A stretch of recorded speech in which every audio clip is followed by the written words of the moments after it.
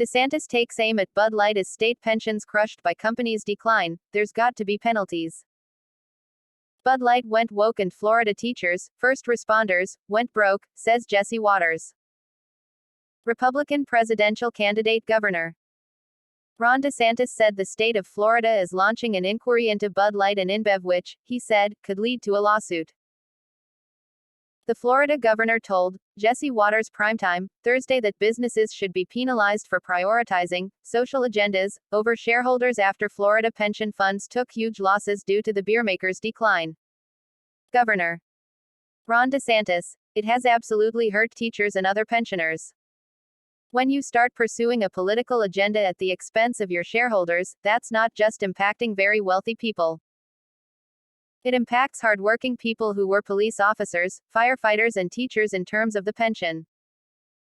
So, what we're doing, since we do have these shares, we believe that when you take your eye off the ball like that, you're not following your fiduciary duty to do the best you can for your shareholders. So, we're going to be launching an inquiry about Bud Light and InBev, and it could be something that leads to a derivative lawsuit filed on behalf of the shareholders of the Florida Pension Fund. Because at the end of the day, there's got to be penalties for when you put business aside to focus on your social agenda at the expense of hardworking people. DeSantis is asking the head of the State Board of Administration, SBA, to review its holdings of AB InBev, citing the ongoing decline of its subsidiary company Bud Light. In a letter sent to SBA Executive Director Lamar Taylor, DeSantis speculated that AB InBev may have breached legal duties to its shareholders by partnering with transgender activist Dylan Mulvaney and pushing radical social ideologies. It has come to my attention that the State Board of Administration (SBA) currently holds global equity assets with Anheuser-Busch InBev, AB InBev, the governor wrote in the Thursday letter. As you well know, AB InBev's performance has plummeted since its decision to associate its Bud Light brand with radical social ideologies.